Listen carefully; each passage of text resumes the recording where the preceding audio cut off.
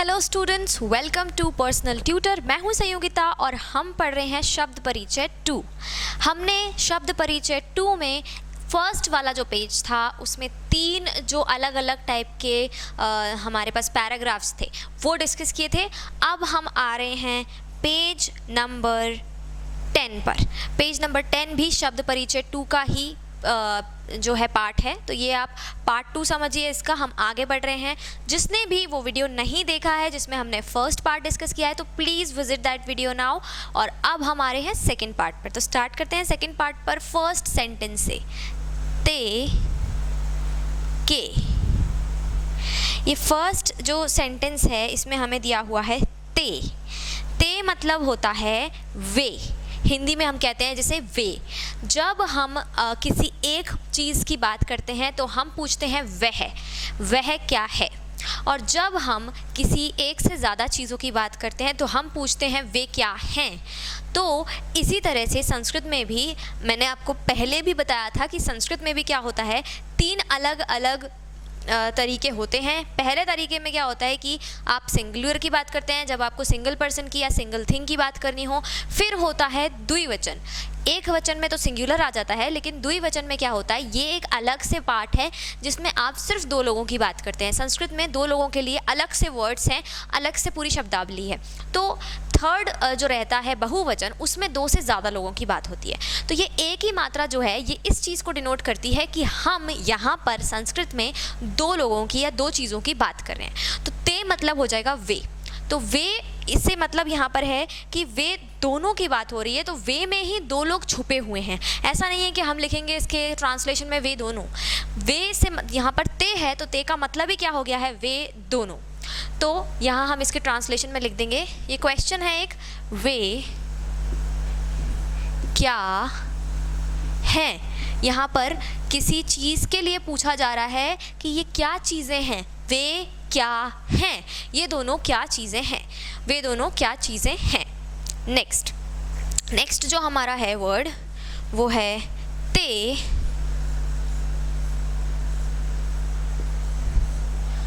चालिके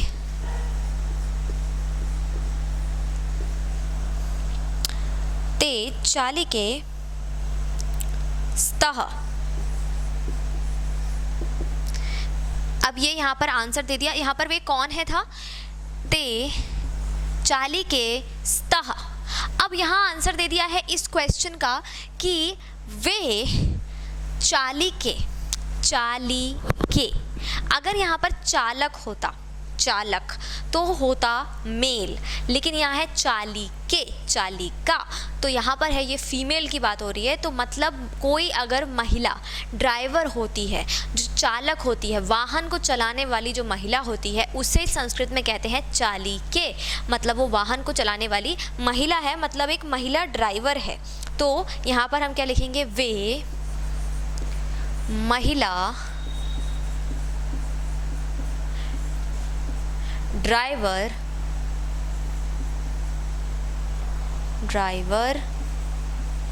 हैं।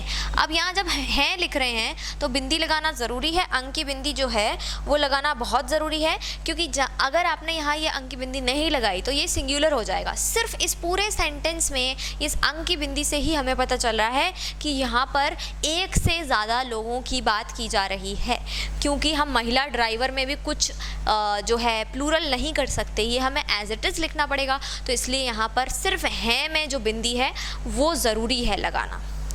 तो क्या हो गया यहाँ पर, वे महिला ड्राइवर हैं। अब नेक्स्ट क्वेश्चन पूछा है ते, मतलब अगेन उन्हीं की बात हो रही है, किम कुरुतः। ये भी एक क्वेश्चन ही है कि यहाँ पर क्या है, ते मतलब क्या हुआ, ते मतलब हुआ कि वे दोनों। ये जो ते था बिल्कुल वैसा ही ये ते है, ते। किम, इसको मैंने किम क्यों पढ़ा, यहाँ पर अंक की बिंदी है और संस्कृत में जो अंक की बिंदी होती है उसे हम माँ प्रोनाउंस करते हैं, माँ। तो इसलिए यहाँ पर हम इसे क्या पढ़ेंगे, किम। तो ये हो गया किम। ते किम कुरुतः। कुरुतः मतलब करती हैं, किम मतलब क्या। तो क्या लिख देंगे इसके ट्रांसलेशन में कि वे क्या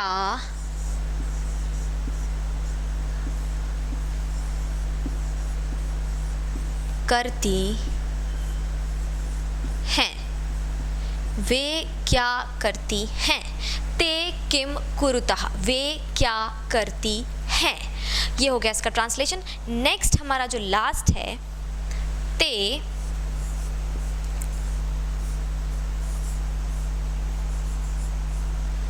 वाहनम चाल्यतः,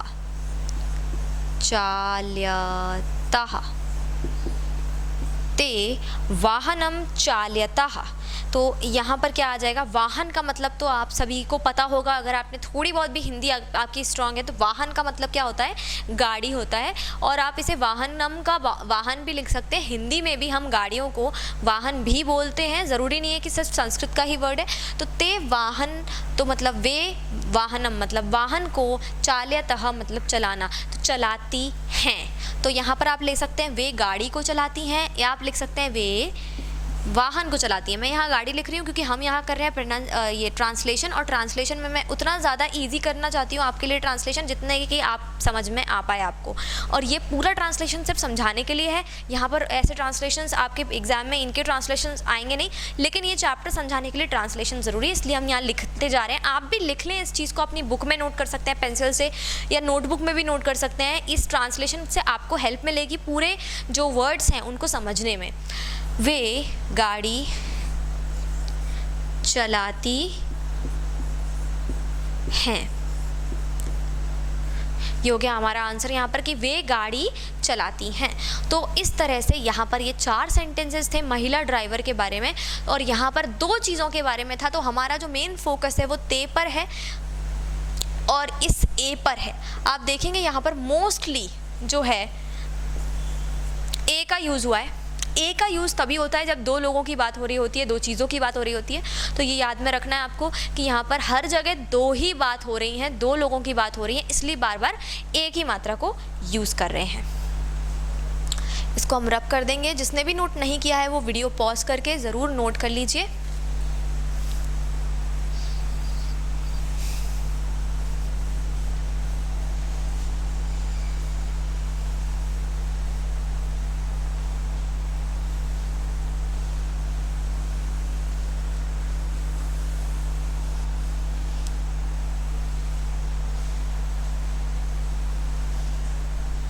नेक्स्ट हमारा जो नेक्स्ट है वो हमारा सेंटेंस है एतः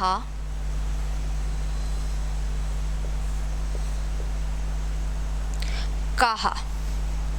एतः कहा, तो एतः कहा। अब यहाँ पर अगर आप ध्यान से देखेंगे तो यहाँ पर क्या इम्पॉर्टेंट है, ये आ का डंडा और विसर्ग। ये चीज़ कब यूज़ होती है, जैसे अभी ए का हम देख रहे थे कि हर जगह ए यूज़ हो रहा था क्योंकि वहाँ 2 चीज़ों की बात हो रही थी। ये जो आ का डंडा है और जो ये विसर्ग है, ये तब यूज़ होता है स्टूडेंट्स कि जब आपको 2 से ज़्यादा चीज़ों की बात करनी हो। संस्कृत में जब आप बहुवचन की बात करते हैं, मतलब द्विवचन से ज़्यादा, 2 से ज़्यादा, 3 भी हो सकते हैं, 10 भी हो सकते हैं, 12, 100, 1000, लेकिन 2 से ज़्यादा होंगे, तब आप क्या यूज़ करते हैं, आ का डंडा और विसर्ग। तो एतः कहा, तो यहाँ पर ये दोनों ही चीज़ों के लिए आ का डंडा और विसर्ग यूज़ कर रहे हैं क्योंकि यहाँ पर बहुवचन की जो है बात हो रही है। तो एतः मतलब भी ये क्या होगा, ये एतः मतलब क्या होगा, ये, लेकिन ये बहुवचन में यूज़ होगा। और दूसरी बात कि ये स्त्रीलिंग में यूज़ होगा। एतः जो है ये स्त्रीलिंग में यूज़ होगा। जो ताहा अकेला है वो आप उसमें पुल्लिंग में यूज़ कर सकते हैं, लेकिन ये एता जो है ये स्त्रीलिंग में यूज़ होता है। तो ये क्या हैं। अब यहाँ पर भी हम हैं में क्या लगा रहे हैं, एक बिंदी लगा रहे हैं ऊपर, क्योंकि ये किस चीज़ की यहाँ पर बात कर रहे हैं, यहाँ पर बात कर रहे हैं ये लोग बहुवचन की। और बहुवचन में है अकेला नहीं आएगा क्योंकि यहाँ पर एक चीज़ नहीं है, एक से ज़्यादा चीज़ों के लिए, चाहे वो द्विवचन हो चाहे वो बहुवचन हो, हमेशा अंक की बिंदी आएगी। एतः कहा, हमारा इसका आंसर है एतः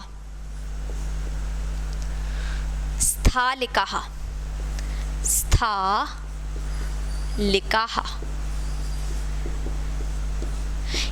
एतः कहा ये क्या हैं, ये क्या हैं। तो एतः मतलब ये, फिर से स्थालिकाः, स्थालिका को संस्कृत में जो थाली होती है उसके लिए यूज़ किया जाता है। स्थालिका मतलब होता है थाली, तो ये क्या हो जाएगा, स्थालिकाः, मतलब आ का डंडा और विसर्ग है तो यहाँ पर थाली अकेला नहीं आएगा, क्या आएगा, थालियाँ।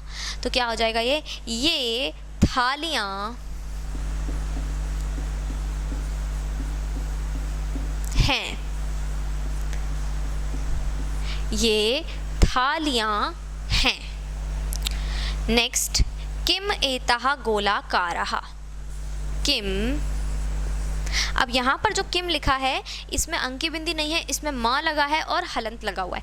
आप दोनों तरह से किम लिख सकते हैं। इसके पहले वाले क्वेश्चन में जब हमने किम लिखा था तो उसमें था सिर्फ एक अंकी बिंदी, की के ऊपर एक अंकी बिंदी, उसे भी हम किम पढ़ रहे थे, और ये जो आपने लिखा है ये भी क्या रहेगा, किम ही रहेगा। तो इसमें क्या लिख देंगे हम, किम एतः गोलाकारः, किम एतः गोलाकारः, किम एतः गोलाकारः। इसका क्या मतलब होगा, क्या ये गोलाकारः, गोल आकार, दोनों को मिला दिया गया है, संधि है, गोलाकारः मतलब गोल आकार, तो क्या यह गोल आकार की हैं। यहाँ पर इसका मीनिंग क्या हो जाएगा, क्या ये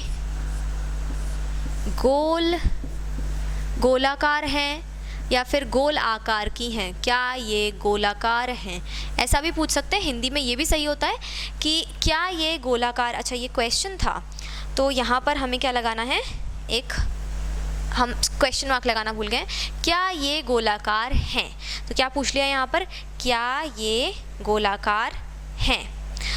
तो इसका आंसर हमारा क्या हो जाएगा, आम, ये हम पहले भी पढ़ चुके हैं। आम का मतलब होता है हाँ, आम कौमा एतः गोलाकारः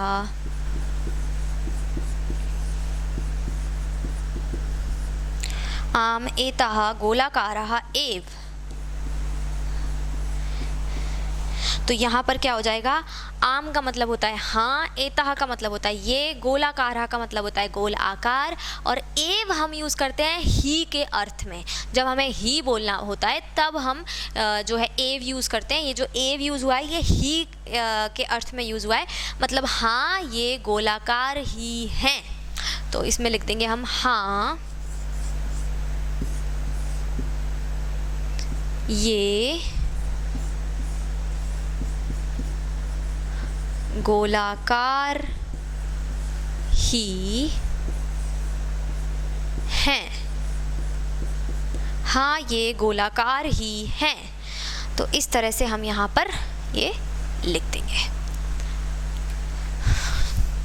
हाँ ये गोलाकार ही हैं। ये था हमारा नेक्स्ट वाला पैराग्राफ। अब हम आएंगे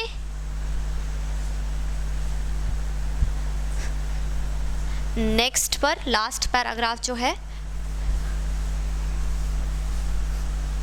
तो यहाँ पर हमने सीखा कि आ का डंडा और विसर्ग यूज़ होता है जब दो से ज़्यादा चीज़ें होती हैं तब, और जो एतः है वो हमेशा स्त्रीलिंग में यूज़ किया जाता है जब दो से ज़्यादा स्त्रीलिंग की बात करनी है। स्त्रीलिंग में सिर्फ महिलाएं नहीं आएंगी, कोई भी चीज़ हो सकती है जो स्त्रीलिंग के अर्थ में हम यूज़ करते हो, क्योंकि थालियों को हम स्त्रीलिंग में यूज़ करते हैं। नेक्स्ट, अब देखिए यहाँ पर क्या लिखा हुआ है, ता, तहा, कहा। यहाँ पर लिखा हुआ है तहा, कहा। तो अब यहाँ पर भी ये क्या पूछ रहे हैं, ये पूछ रहे हैं तहा, कहा, मतलब यहाँ भी कितनी से ज़्यादा चीज़ें होंगी, दो से ज़्यादा चीज़ें होंगी। तो यहाँ पर पूछ रहे हैं तहा, कहा, ये क्या, ये की जगह यहाँ वे आएगा, वे। एतः में ये आता है, तहा में क्या आता है, वे, ता। तो वे मतलब ता जब आता है जब हम पॉइंट आउट कर रहे होते हैं किसी चीज़ को, वे, वह, तो ता और ते आएगा। जब हम पूछ रहे हैं ये, यह, तो एता, एते आएगा।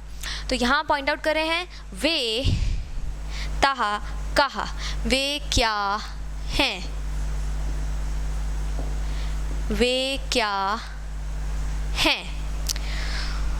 तहा, इसका आंसर हो जाएगा तहा अजाहा। अजाह मतलब होता है बकरी। संस्कृत में बकरी को अजा कहते हैं, अज कहते हैं। और अजा, अजय इस तरह से यूज़ होता है। अगर 2 बकरी की बात होती तो अजय लिखते। अब यहाँ 2 से ज़्यादा बकरियों की बात हो रही है तो अजाहा लिखा हुआ है, आ का डंडा और विसर्ग। तो ताहा अजाहा मतलब वे। अब अजाहा है तो हम क्या लिख देंगे यहाँ पर, बकरियाँ, बकरियाँ हैं।